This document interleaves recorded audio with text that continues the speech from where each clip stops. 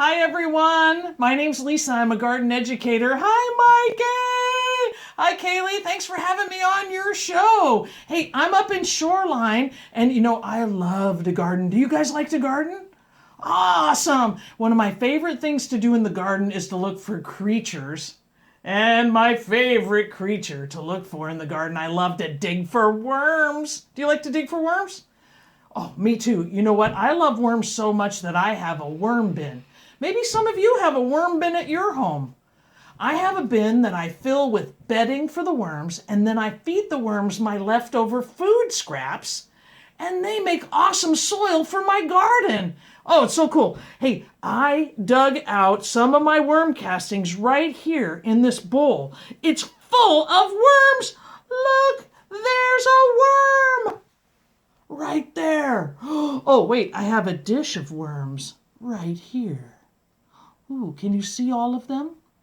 Ooh, they just love to be together like that. Can you see that fat band on that worm right there? Let's get a better picture of that.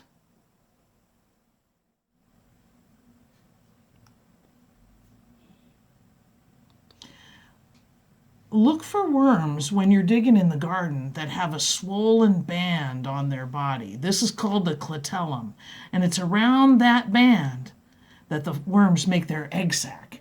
Then they slough the egg sac off of their body, and the babies come out of the egg sac a few weeks later. It's still pretty early. My worm bin is still pretty chilly, and I couldn't find any egg sacs. But if you'll check back with me, in a few weeks, as things warm up and as the worms get more active, I can show you some baby worms and some worm egg sacs and a whole bunch of other stuff that lives in my worm bin.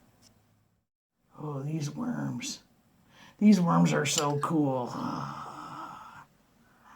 I'm not going to eat these worms. No, these worms are going to eat my garbage and poop it out and make great soil so that I can grow great food this year in my garden.